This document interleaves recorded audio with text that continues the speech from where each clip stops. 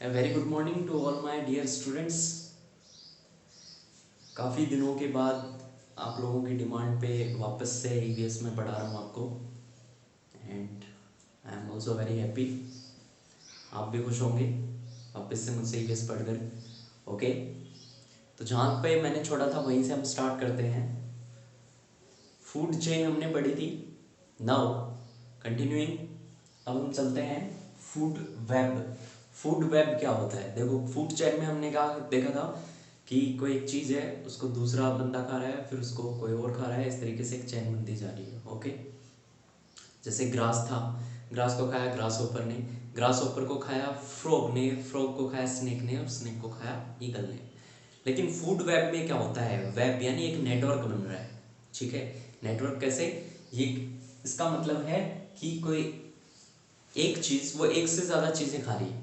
ठीक है, एग्जाम्पल के तौर पे हम इस डायग्राम को देखेंगे अच्छे से। जैसे ये है हॉक, ठीक है, ये किसको खा रही है? ये लिजार्ड को भी खा रही है, ये रैबिट को भी खा रही है, स्नेक को भी खा रही है, ठीक है, ये रैट को भी खा रही है। तो यानी एक से ज़्यादा। तो फूड वेब क्या है? The network of interconnected food chain is called है फूड वेब। मतलब एक दूसरे से हमने एक चेन पढ़ी थी, फूड चेन, वो जब एक दूसरे से इंटरकनेक्ट हो जाती है, जैसे हमने सिर्फ ये पढ़ी थी, ठीक है, ओके, फिर हमने ये पढ़ी थी, ओके। अब ये देखो, एक दूसरे से इंटरकनेक्टेड है, ये जो है ये इसको भी खा रहा है, इसको भी खा रहा है, इसको भी, ये चेन यहाँ भी चल रही है, यहाँ भी चल रही है, और यहाँ भी चल रही है।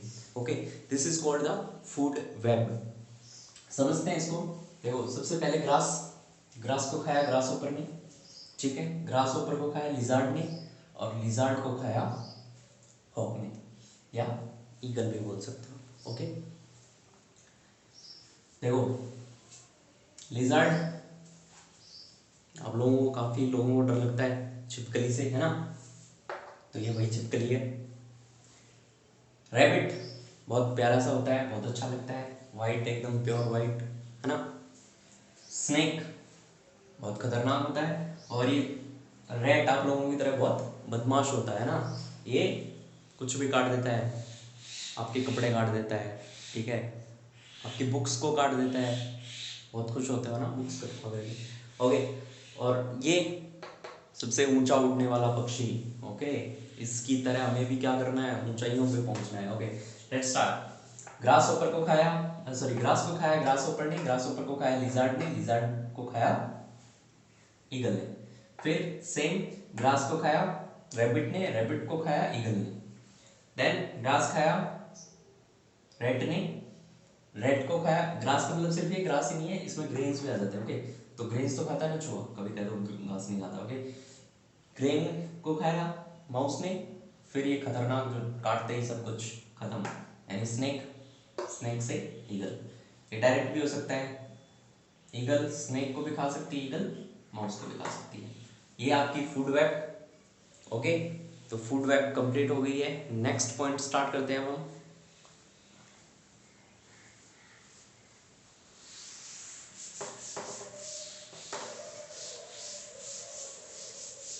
ये फूड वेब आपको नोटबुक में बनानी है, जैसे मैंने बनाई है, ठीक है, सुंदर सी।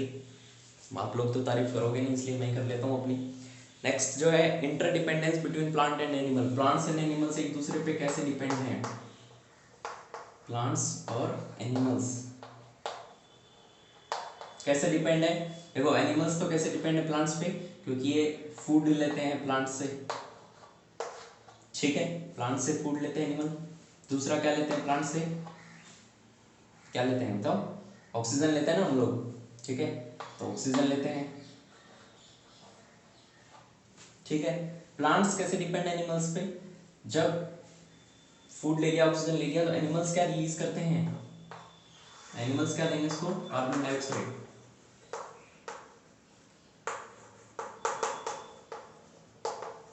कार्बन डाइऑक्साइड, ठीक है। तो कैसे ये इसके बिना नहीं जी सकते और ये इसके बिना नहीं जी सकते, क्योंकि बिना ऑक्सीजन के एनिमल्स नहीं जी सकते और ऑक्सीजन मिलेगा प्लांट से। बिना कार्बन डाइऑक्साइड के प्लांट्स नहीं जी सकते और कार्बन डाइऑक्साइड मिलेगा एनिमल्स से, ठीक है। एनिमल्स में ह्यूमन बींग्स भी आ जाते हैं। ओके, हम भी एक तरह के जानवर ही हैं। नेक्स्ट जो है, बैलेंस इन नेचर। नेचर में बैलेंस कैसे बना रहे? किस चीज का बैलेंस? प्लांट्स और एनिमल्स का बैलेंस। ओके, प्लांट्स और एनिमल्स का बैलेंस कैसे बना रहे।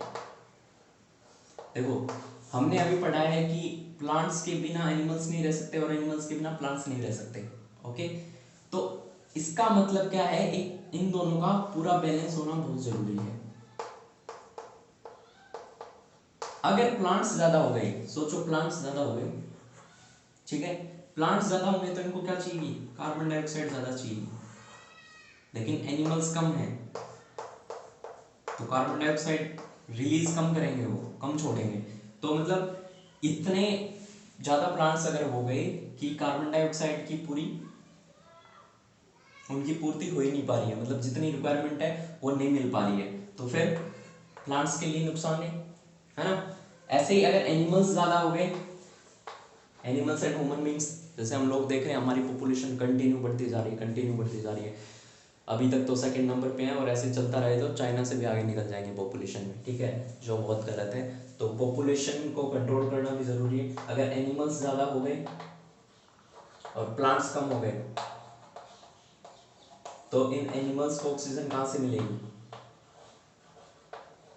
ऑक्सीजन नहीं मिलेगी तो एनिमल्स मर जाएंगे। तो इसीलिए दोनों का बैलेंस होना बहुत ज़रूरी है। फिलहाल तो जिस हिसाब से हम कंटिन्यूसली पॉपुलेशन को बढ़ा रहे हैं और कंटिन्यूसली हम जो व्हीकल्स का यूज़ कर रहे हैं जिससे पोल्यूशन बढ़ता जा रहा है, और हम इंडस्ट्रीज़ बना रहे हैं जिससे पोल्यूशन बढ़ रहा है, उससे पेड़ भी कट रहे हैं, तो फिलहाल तो हमें इस पर ज़्यादा फोकस करने की ज़रूरत है, प्लांट्स को बढ़ाने की, और एनिमल्स को कम, या मतलब कम करने का मतलब है कि पॉपुलेशन को कंट्रोल में रखने की।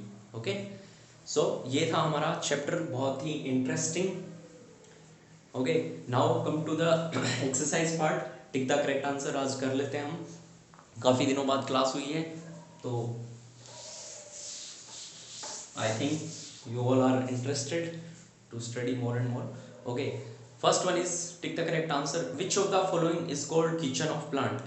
प्लांट का किचन क्या कहलाता है, मैंने बताया था लीफ, क्योंकि जो भी फोटोसिंथेसिस का वर्क होता है वो कहाँ होता है, लीव्स में होता है, खाना कहाँ बनता है उनका, लीव्स में बनता है। When we pour a few drops of iodine on starch the colour changes to black blue.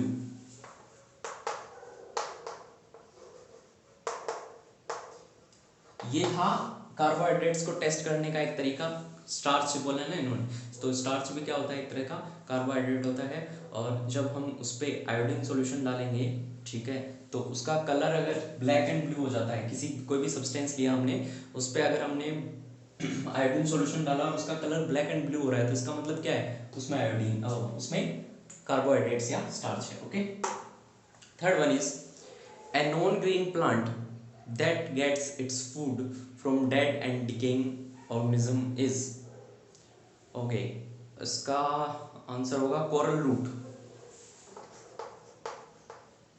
ऐसा प्लांट जो डेड एनिमल्स से या डेड प्लांट से अपना फूड लेता है, ठीक है।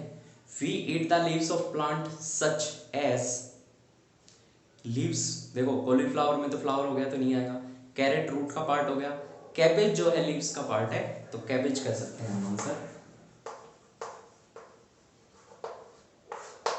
ठीक है। प्लांट का कौन सा पार्ट है जो लीव्स वाला है, तो कैबेज।